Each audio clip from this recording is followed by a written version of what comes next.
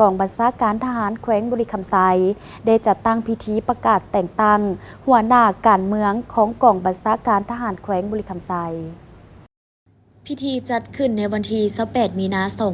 2025โดยการเป็นประธานของพลโททองลอยศิริวงศ์รองรัฐมนตรีกระทรวงป้องกันประเทศปริญญาเอกสอนธนูธรรมวงศ์เจ้าแขวงบุรีคำไซมีบรรดาคณะพักคณะบัญชาองค์การ5 ห้องและพนักงานลักแรงทั่วกองบัญชาการทหารแขวงเข้าร่วมพันเอกคำเอียสุขแสงเนือห้องหัวหน้ากลุ่มพนักงานกลุ่มใหญ่การเมืองกองทัพได้ผ่านดำรัสเลขที่43/นยลงวันที่2 มังกร 2025ว่าด้วยการแต่งตั้งหัวหน้าการเมืองกองบัญชาการทหารแขวงบุรีคำไซ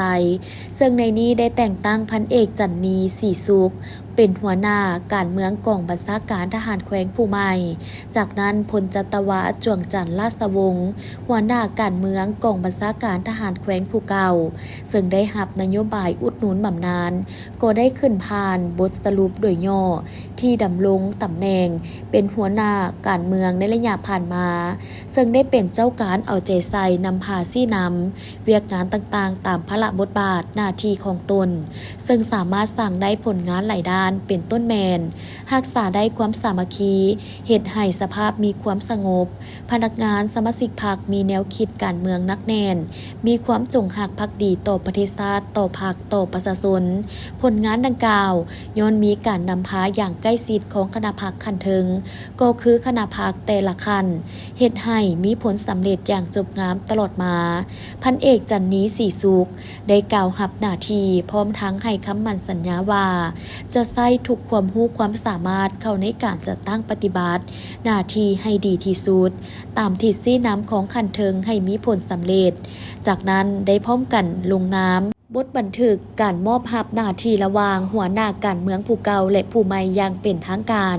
ในโอกาสดังกล่าวพลโททองลอยศิริวงศ์ยังได้แสดงความย่อสมเสยต่อผลงานที่สหายหัวหน้าการเมืองผู้เก่าที่สร้างได้ผลงานหลายด้านในระยะผ่านมาพร้อมทั้งเน้นหนักให้ผู้ที่ได้รับหน้าที่ใหม่จงเอาใจใส่ศึกษาอบรมการเมืองนำพาแนวคิดตั้งหน้าฝึกฝนหล่อหลอมตนเองในทุกด้านเพิ่มทวีบทบาทในการนำพาซี่น้ำทุกขงเขตเวียกงานที่ตนเองรับผิดชอบให้มีคุณภาพสูงตั้งหน้าปฏิบัติบรรดาข้อกำหนดกฎระเบียบของกองทัพวางออกให้เข้มงวดเพื่อพร้อมกันเฮ็ดสำเร็จหน้าที่ที่การจัดตั้งขั้นเทิงมอบหมายให้